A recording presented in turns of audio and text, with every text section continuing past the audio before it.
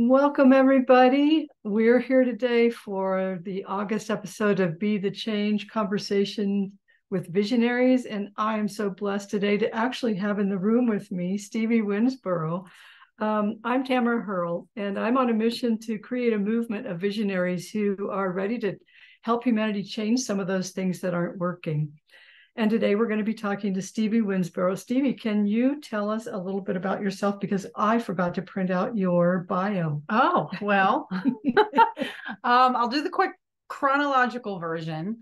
So I'm from New Orleans, so I've always been into cooking, became a chef out of high school, and then didn't want to work in the restaurant industry anymore. And I was really into health and biology. So then I decided to go to college for nutrition.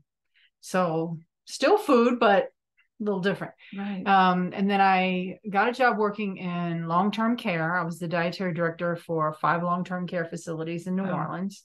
And then Hurricane Katrina came and we moved here to Colorado. Worked for WIC. I was a nutritionist at the Air Force Academy, but I kind of wanted to do my own thing. I started personal chefing while I was still working there. Got another degree in kinesiology, which is the study of muscles and movement. I could be a PE teacher, but I don't want to be a PE teacher. I like teaching grown-ups. I often say I'm a PE teacher for grown-ups. And then that led me to go to massage school. Wow. So then I went to massage school. So now I'm also a licensed massage therapist, in addition to being a PE teacher for grown-ups and a chef and a nutritionist. And then just doing, I love educating myself. So now I'm also an Ayurvedic practitioner and a yoga teacher on top of all that. So you do so much. But it's all health related. So definitely. Right. So in terms of tell us about Chronology Fitness. Am I saying it right? Mm-hmm. Yeah. Yep. How was the dream for that born? So I've been working on my own since 2012. I stopped having a regular job, doing the personal chef, the nutrition, and the massage. I didn't really do much with fitness. And then my husband, Will, has always been interested in physical fitness, personal training. He was a fitness trainer in the Navy. It's been a hobby of his. And then finally he just said, well, you know what? I'm going to do like you and stop working for someone else. And so I said, well, then let's just join forces and have this business. So by this time we're in our 50s, right? So our niche is people who are midlife and up. He's certified midlife functional fitness. I do a lot of stuff with hormones and we have clients that are young and that need our services, but a lot of our clients are 40 and up. And we feel great in our 50s and we're in better shape than we've been in our whole life. And we're like, I remember when we were kids, people in their 50s looked so old. They dressed old. They acted old. They just looked decrepit. And I don't want that to be the case anymore. We want to help people, because if you think about it, if you live a normal human lifespan and you don't count your childhood, you have more years ahead of you than behind you at this age. True. So why not be healthy and fit and be able to enjoy them? Exactly. And we can't expect to weigh what we did in high school or in our 20s. And the medical community puts so much emphasis on those numbers. And they don't take age into consideration or anything else, muscle versus fat or anything like that. And so we want people to feel like you can still be in shape and healthy, but you have to do things differently when you get older. So let's teach you what those different things are. Let's accept the number on the scale, but let's look at things like, how do I feel? What's my energy level? What kind of things am I still able to do? Right. I've got, I know people older than me, they scuba dive and they zip line and they do all that. And I think we absolutely should be doing all those adventurous kind of things. Exactly. So the chronology name came from Kronos is the unaging god of time in mythology. Ology is the study of. So we're the study of unaging. Right. I love that. That's awesome. So when you were, well, first of all, let me just backtrack a minute and say you actually look fabulous. So I can tell that you're practicing what you preach, doesn't she? I mean, hey. So I'm curious, like when you got this vision and when you guys decided to join forces, were there any obstacles that you had to overcome? And if so, share with our listeners how you overcame those. Yeah, there's one that I'm still overcoming. It's not bad, but because I am in my 50s, in high school, computers were a new thing. We had DOS. We certainly didn't have social media. And if you want to have any kind of business or following or anything, you've really got to know social media. And so that's just something that I have to keep learning and keep trying to remember to go post. And yeah, so that I would say is probably the biggest thing that I deal with. Yeah. I get so frustrated. Yeah, well, because I don't already know everything, and I know, and it definitely is a learning process. It'd be nice if I could just say, "Here, Stevie, here's a shot for you. Now you've got," or like lay this book under your pillow, and when you wake up, you'll know everything there is to know about social media. So, what kind of things have helped you break through the challenges related to that? I have ADHD. So I'll hyper focus and I'll sit there for hours trying to figure stuff out. That's not necessarily a good thing, but that's what I do. And I talk to people. I get a lot of books on the subject, and when I can read them, I read them. And I know I'm not going to learn everything overnight, so I just have to be patient with myself and do what I can. And exactly, yeah, that's it'll get there eventually. Exactly. Nice. How do you see your vision unfolding in the next year, next 5 years? So we actually started out in Old Colorado City in a very small place where we shared fitness space with someone else, and no parking. And we moved to the building we're in now, but in a smaller office. And then we just moved to a bigger office. Nice. And I see in the future, and there'll probably be a couple of steps before I get there. Like maybe we'll go to a retail space next, which would be nice because we'll have, we'll be able to get more equipment. And right now, if we have a really tall guy, he can't do jumping jacks because the ceiling's kind of low. But as we grow, I eventually would like to have a wellness center. Now, I know we're in Colorado and that means something else, but just a place where, and maybe like you have here, away from, not too far from the city, where people can either come for a day thing, take some yoga classes, cooking classes, learn some things, or stay overnight for a couple of days and just do like a total immersive experience. Nice. That's my vision for the future. Awesome. That sounds incredible. Yeah. Just to help people. I don't want to get on a soapbox about the medical community, but there are so many things that we can do to be happy and healthy other than take prescriptions. Exactly. And I want to educate people on all right. Well, yeah. Not saying they don't have their place. They do, but they're another tool in the toolbox. Let's look at all the tools. Right. And let's let people know that they have choices. Yeah. That, it's medicine isn't the only thing. And speaking of that, you, in your bio, I think I do remember reading that. I think you said food is medicine. Yeah. Can you talk to us a little bit about that? It absolutely is, because, well, first of all, there's certain foods in nature that look like the body part that they help. Walnuts are rich in omega-3s. They look like a brain. They do. Tomatoes are good for your heart. You slice one, it has 4 chambers. Wow. So there's lots of things that it's like a clue that this is good for you, but it really is. I'll give you an example. I'm going to be 52 in a couple of months, and you know what happens to women around this age, right? Right. Yeah. I'm not suffering the things that it's not supposed to be as bad as it is. And I think my good nutrition and my knowledge of herbs and supplements has a lot to do with it. Plus I exercise and I make sure I get enough sleep. I got a whole bedtime routine and everything. And same thing with my ADHD.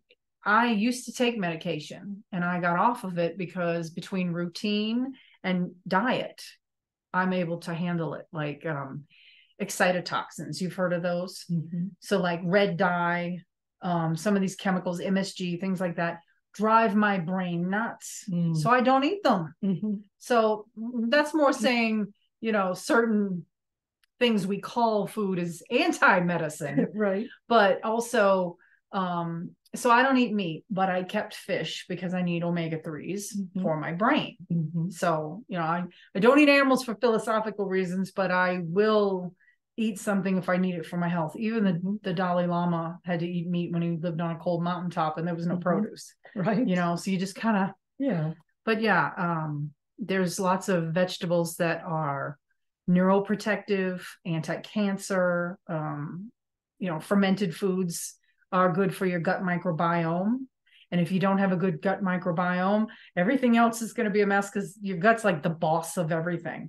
It's like the boss of everybody. So eating those foods to help keep the bacteria that you need to have helps everything else work. So yeah, just food really is medicine. Yeah. I mean, we have everything on this planet we need to be healthy.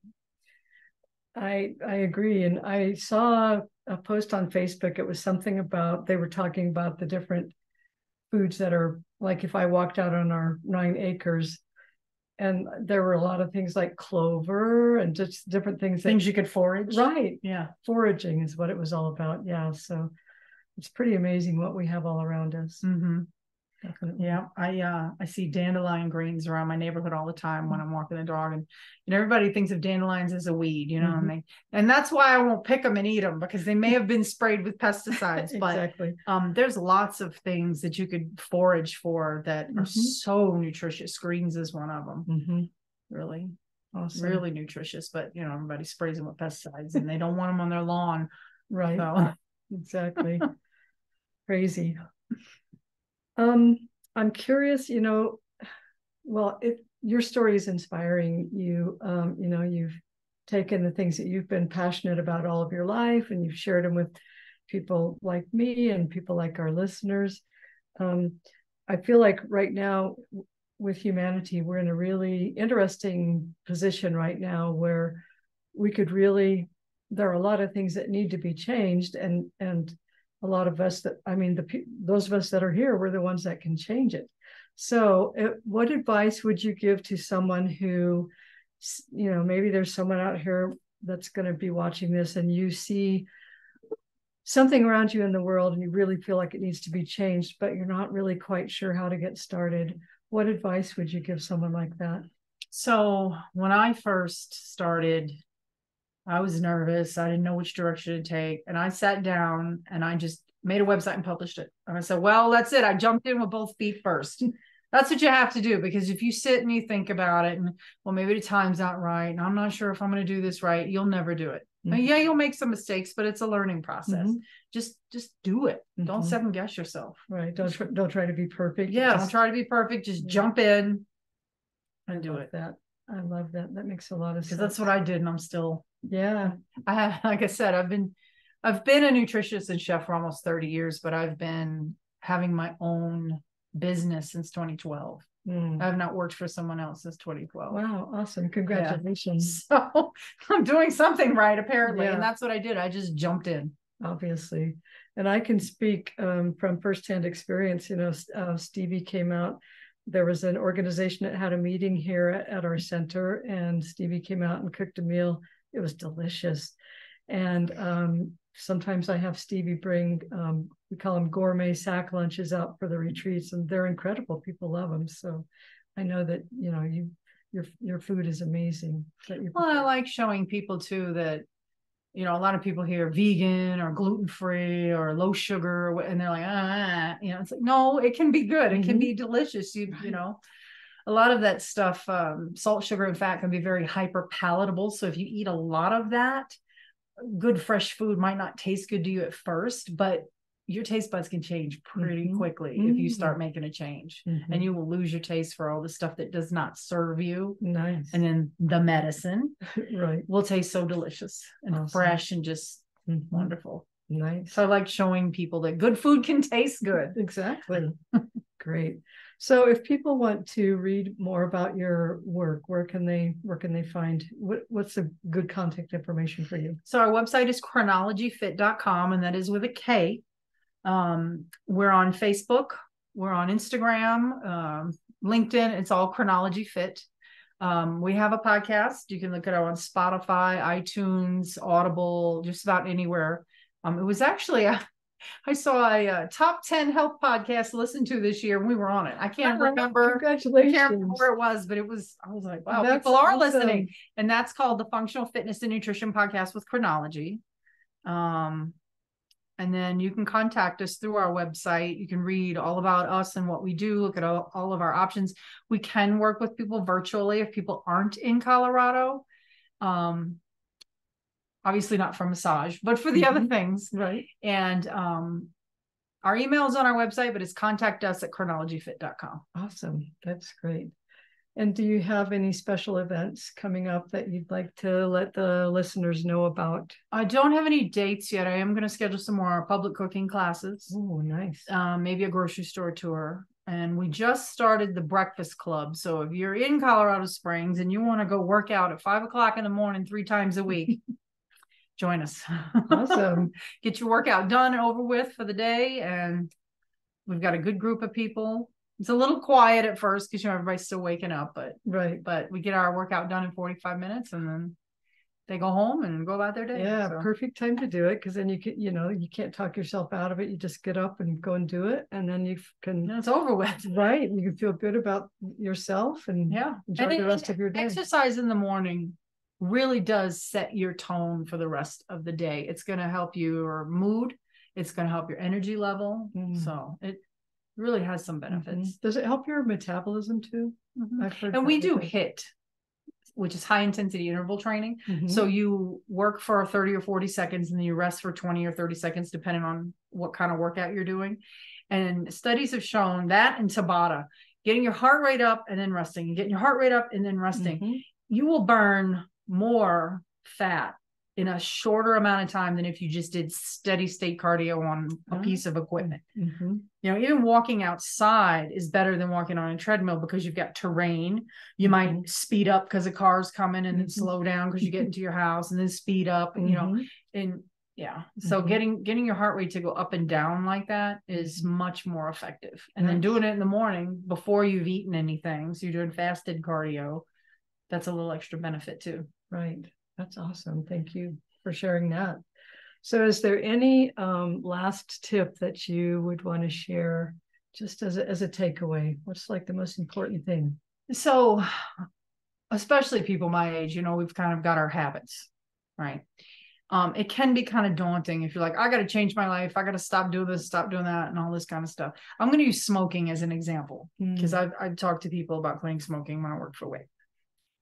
You should focus on adding good habits and less about getting rid of bad habits, because the more good habits that become part of your life, you're not going to want the bad habits. So if you start exercising and eating salad for lunch every day, eventually you're going to look at that cigarette and go, what am I doing? And then it'll be easier to quit, so focus on adding good stuff rather than taking away things, and you'll get there. I love that. Yeah, because usually people they focus on the other first, getting rid of the bad. And it's stressful. Yeah, that makes sense. Awesome. What a great tip. Well, thank you so much for being here. Thank you for with having us me today. And I hope that those of you that are watching this replay, please reach out to Stevie. She's amazing, and you'll love connecting with her and her husband. And if you have a visionary story that you'd like to tell, reach out to me. My website is thewilddivine.us, and I would love to hear your story. And I'm sure that there are other people out there who would love to hear what you have to share and your ideas for helping make the world a better place. So thank you so much.